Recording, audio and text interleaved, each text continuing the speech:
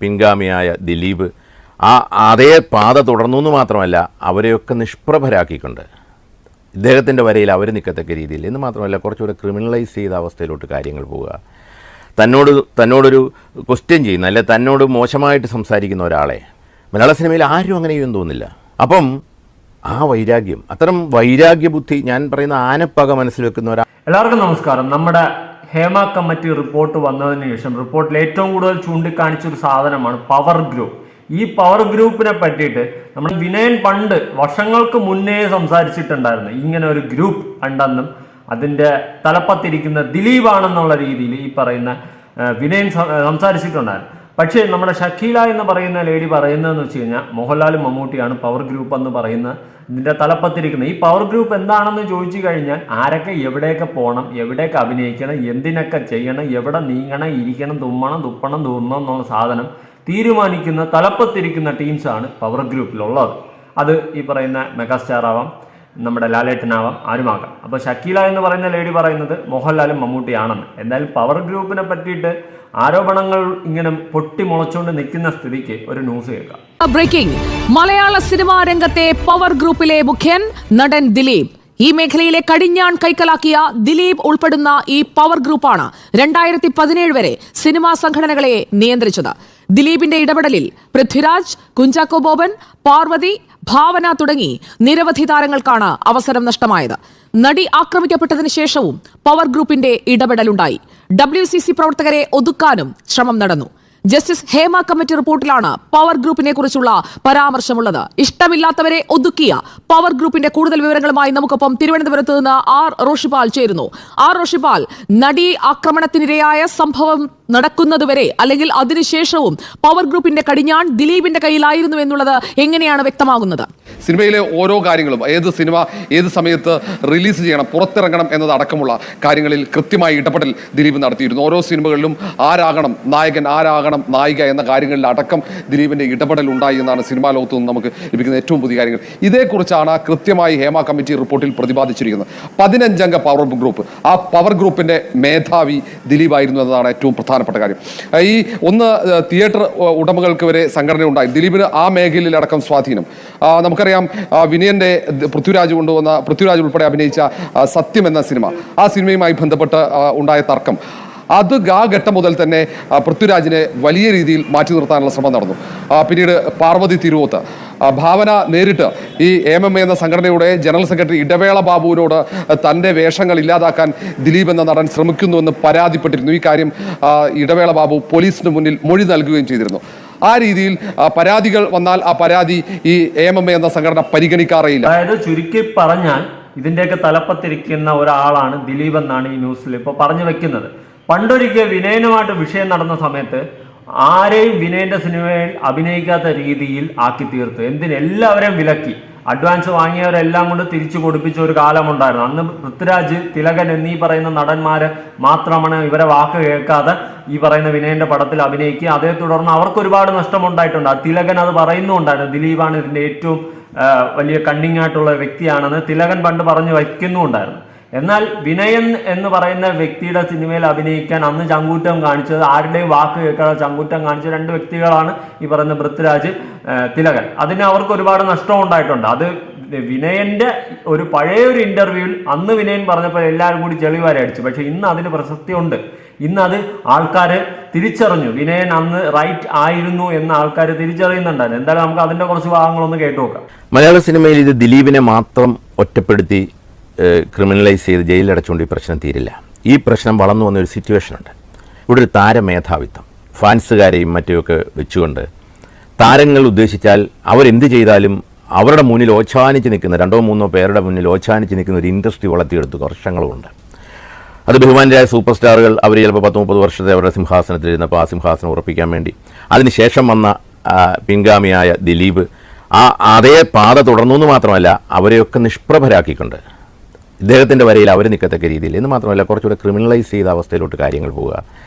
തന്നോടൊരു question ചെയ്യുന്ന അല്ലെ തന്നോട് മോശമായിട്ട് സംസാരിക്കുന്ന ഒരാളെ, ഉദാഹരണം ഞാൻ ദിനേശ് പണിക്കർ എന്ന് പറഞ്ഞ പ്രൊഡ്യൂസറുടെ കാര്യം പറയുന്നത്. എത്രയോ വർഷം, 10-12 വർഷങ്ങൾക്ക് മുമ്പാണല്ലോ, 1.25 ലക്ഷം രൂപയുടെ ഒരു ചെക്ക് മടങ്ങിയതിൻ്റെ പേരിൽ, ആ പടം പൊട്ടിപ്പോയി അതുകൊണ്ട് ഇന്ത്യയിൽ ഇപ്പോൾ പൈസയില്ല എന്ന് പറഞ്ഞതിൻ്റെ പേരിൽ ആ ചെക്ക് ബാങ്കിലിട്ടിട്ട് അതിൻ്റെ അതായത് എൻ്റെ സമൻസിലൊക്കെ പുള്ളി ചില കളി കളിച്ച് അവിടെ എത്തിക്കാതെ അറസ്റ്റ് വാറണ്ടാക്കി അദ്ദേഹത്തെ ഇവിടെ കൊണ്ടുവന്ന് ഇതേ ജയിലിലടച്ചു. മലയാള സിനിമയിൽ ആരും അങ്ങനെ ചെയ്യുമെന്ന് തോന്നുന്നില്ല. അപ്പം ആ വൈരാഗ്യം, അത്തരം വൈരാഗ്യ ബുദ്ധി, ഞാൻ പറയുന്ന ആനപ്പക മനസ്സിൽ വെക്കുന്ന ഒരാളാണ് ഇദ്ദേഹം. അതുകൊണ്ട് മാത്രമാണ് നമ്മൾ ഈ കാര്യങ്ങളിൽ ഇദ്ദേഹത്തിന് ചിലപ്പം ഇതൊക്കെ ചെയ്യാൻ ഒക്കെ മനസ്സ്. മലയാള സിനിമയിലെ മാഫിയ ബന്ധങ്ങൾ എന്ന് ശ്രീ വിനയൻ പറഞ്ഞതുകൊണ്ട് എന്താണ് ഉദ്ദേശിക്കുന്നത്? മലയാള സിനിമയിലെ മാഫിയ ബന്ധം എന്ന് പറഞ്ഞാൽ തങ്ങൾക്ക് നേരെ വിരൽ ചൂണ്ടുന്നവരെ വെച്ചേക്കില്ല എന്നുള്ള അവസ്ഥ. പിന്നെ ഈ പറയുന്ന ഗ്രൂപ്പിൽപ്പെട്ടവർ എന്തെങ്കിലും കുഴപ്പത്തിൽ ചാടിയാലോ തെറ്റ് ചെയ്താലോ അതിനെ പൊളിറ്റിക്കൽ ആയിട്ടുള്ള ബന്ധമുണ്ട്, അവരുടേതായ അതായത് വിനയൻ ഈ മാഫിയ എന്ന് പറയുന്ന സാധനമാണ് ഇന്ന് നമ്മൾ പവർ ഗ്രൂപ്പ് എന്ന് രാഖി രാമായണം വിളിച്ചുകൊണ്ടിരിക്കുന്ന സാധനം. അന്ന് മാഫിയ എന്നാണ് വിനയൻ പറഞ്ഞു വെച്ചത്. എന്തായാലും അതിന്റെ തലപ്പത്തിരിക്കുന്ന ടീമാല് ഏറ്റവും തലപ്പത്തിരിക്കുന്ന ദിലീപാണെന്നാണ് ന്യൂസിൽ പറഞ്ഞു വെച്ചിട്ടുള്ളത്. വിനയൻ ദിലീപിനെ കുറിച്ച് പറയുന്നത് ആ കാര്യങ്ങളൊക്കെ ബാക്കി നമുക്ക് കേട്ടോക്കാം. ഞാനത് പറഞ്ഞത് ഒന്നുമില്ല, ഇവരുടെയൊക്കെ പോക്കൊന്നുമില്ല ആശാന്റെ നെഞ്ചത്തല്ലേ കളരിക്ക് പുറത്ത്, അതാണ് ഉദ്ദേശം. അതായത് 13 മണിക്കൂർ ക്വസ്റ്റ്യൻ ചെയ്ത ദിലീപിനെ പിടിച്ചിരുത്തി അദ്ദേഹത്തിന് വേണ്ടി വാദിച്ചു, ഞങ്ങൾക്കറിയാം, ഇദ്ദേഹത്തെ അറിയാം, ഞങ്ങളെ പഠിപ്പിക്കേണ്ട എന്നൊക്കെ പറഞ്ഞിട്ട് തട്ടിക്കേറി. മറിച്ച് പോലീസ് അറസ്റ്റ് ചെയ്തപ്പം പ്രാഥമിക അംഗത്തിൽ നിന്ന് പുറത്താക്കി. അതെന്തിനാണ്? അദ്ദേഹത്തെ പുറത്താക്കിയാൽ പോലെ പ്രാഥമിക അംഗത്തിന് കേസ് പിന്നെ ഊരിക്കൊണ്ട് വന്നാൽ നിയമപരമായിട്ട് കേസ് പറഞ്ഞാൽ എന്നെ ദിലീപിനകത്ത് കയറാൻ പറ്റത്തില്ലേ? അപ്പം പെട്ടെന്ന് പുറത്താക്കി. ജനങ്ങൾ എതിരാണെന്ന് കണ്ടപ്പോൾ പുറത്താക്കി. വിവേകപൂർണ്ണമല്ലാത്ത അല്ലെങ്കിൽ വളരെ ചിന്തിച്ച് ചെയ്യുന്ന ഒരു ലീഡർഷിപ്പ് ചെയ്യുന്ന രീതിയിലല്ല അവരുടെ പോക്കെന്ന് ഞാൻ പറയും. കാരണം വിമർശിക്കല്ലെന്നാണ് പറഞ്ഞിരിക്കുന്നത് വിനയ. പക്ഷേ ഇതൊക്കെ ഒന്നും അങ്ങനെ കാണണ്ട. അഭിപ്രായം തുറന്ന് പറയുന്നതും അമ്മ നന്നാകാൻ വേണ്ടിയായിരിക്കും. എൻ്റെ അഭിപ്രായം തുറന്ന് പറഞ്ഞാൽ മറ്റൊന്നും കൊണ്ട് ബഹുമാനായ മമ്മൂട്ടി ഇതിലുമൊക്കെ എത്രയോ മുകളിലാണ്, അമ്മയുടെ ജനറൽ സെക്രട്ടറി എന്നുള്ളതിലൊക്കെ എത്രയോ മുകളിലാണ്, യാതൊരു സംശയമില്ല. പക്ഷേ എൻ്റെ അഭിപ്രായം യുവജനങ്ങൾ അതിലോട്ട് വരണം.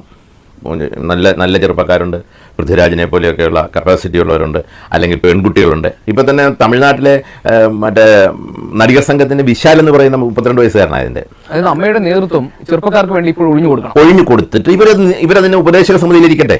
ചെറുപ്പക്കാർ വരട്ടെ. ചെറുപ്പക്കാർ വരുമ്പം വർഷങ്ങളായിട്ട് മനസ്സിൽ കാത്തു സൂക്ഷിച്ചിരുന്ന ചില വഴികൾക്കൊക്കെ ഒരു മാറ്റം ഉണ്ടാവും. സ്ത്രീകളുടെ പ്രാതിനിധ്യം ഉറപ്പാക്കണം. നല്ല സ്ത്രീകളുണ്ടല്ലോ നമുക്ക്. ഇപ്പൊ ഈ പറയുന്ന WCC എന്ന് പറഞ്ഞ സംഘടന തന്നെ കാര്യങ്ങൾ വെട്ടിത്തുറന്ന് പറഞ്ഞാൽ നല്ല ആൾക്കാരുണ്ടല്ലോ. റീമ കല്ലിങ്കിലോ അല്ലെങ്കിൽ മഞ്ജു വാര്യരോ അല്ലെങ്കിൽ പാർവതിയോ ഒക്കെ വരട്ടെ. കാലത്തിന് മുമ്പേ സഞ്ചരിച്ച വാക്കുകളെന്നൊക്കെ വേണമെങ്കിൽ പറയാം. വിനയൻ അന്നും ഇതൊക്കെ തന്നെയാണ് പറഞ്ഞ് എല്ലാം വെച്ചോളായിരുന്നത്. പക്ഷേ നമ്മൾ ജനങ്ങൾ അന്ന് എല്ലാവരും കൂടി വാരി കല്ലെറിഞ്ഞ് ഒട്ടിച്ച് അന്ന് ഈ പറയുന്ന പ്രമുഖ നടന്മാർ അല്ലെങ്കിൽ മേളിലിരിക്കുന്നവരെയൊക്കെ സപ്പോർട്ട് ചെയ്ത് നടന്നു. പക്ഷേ കാലത്തിന് മുമ്പേ വിനയൻ അത് സംസാരിക്കുകയും ഇങ്ങനെയൊക്കെയാണ് ഇവിടെ നടക്കുന്നത്, യുവമാരൊക്കെയാണ് ഭരിക്കുന്നത്, ബാക്കിയുള്ളവരെല്ലാം അടിമക്കണക്കിന് ഈ പറയുന്ന ദിലീപ്, മമ്മൂട്ടി, മോഹൻലാലൊക്കെ കൊമ്പത്തിരുന്ന് ഭരിക്കുന്നു, ബാക്കിയുള്ളവരെല്ലാം അടിമക്കണക്കിന് ഇരിക്കുന്നു. എന്നാൽ ഇതുമായി റിലേറ്റ് ചെയ്തിട്ട് നമ്മുടെ ഷക്കീല ഈ ഒരു വിഷയവുമായി ബന്ധപ്പെട്ടിട്ട് പറയാൻ നമുക്കൊന്ന് കേട്ടു നോക്കാം.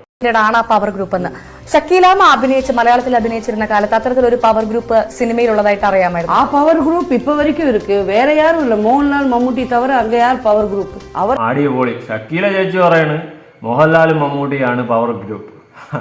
അടിപൊളി. അത് ഉള്ള കാര്യമായിരിക്കാം. ഈ പറയുന്ന പോലെ മോഹൻലാൽ, മമ്മൂട്ടി, ദിലീപ് അവരൊക്കെ ആയിരിക്കും ഇതിന്റെ തലപ്പത്തിരുന്ന് എല്ലാം കൺട്രോൾ ചെയ്യുന്നത്. കാരണം വിനയൻ എന്ന് പറയുന്ന വ്യക്തിയുടെ സിനിമയിൽ അഭിനയിക്കരുതെന്ന് പറഞ്ഞ് വിലക്കന്ന് കൊടുത്തിട്ടുണ്ടായിരുന്നു. ബാക്കിയുള്ള എല്ലാവരും ഒഴിഞ്ഞു പോയ സമയത്ത് നമ്മുടെ തിലകൻ ചേട്ടനും പൃഥ്വിരാജും മാത്രം അതൊന്നും തിരിഞ്ഞു നോക്കാതെ ഞാൻ അഭിനയിക്കുകയാണെന്ന് പറഞ്ഞു കൊണ്ടുപോയി അഭിനയിക്കുകയും അതിന് അവർക്ക് ഒരുപാട് നഷ്ടങ്ങളുണ്ടായി. ഫ്യൂച്ചറിൽ അവർക്ക് ഒരുപാട് സിനിമകൾ കിട്ടാതായി കാണാം. പിന്നെ ഒരുപാട് സിനിമകൾ കിട്ടിയ സിനിമകൾ അഡ്വാൻസ് വാങ്ങിയ പൈസകൾ തിരിച്ചു കൊടുക്കേണ്ട സിറ്റുവേഷൻ വരെ അവർക്ക് ഉണ്ടായിട്ടുണ്ട്. നിങ്ങളൊന്ന് ആലോചിച്ച് നോക്ക്, ഇവന്മാർക്ക് എമ്മാതിരി കളിയാണ് കളിക്കണമെന്ന്.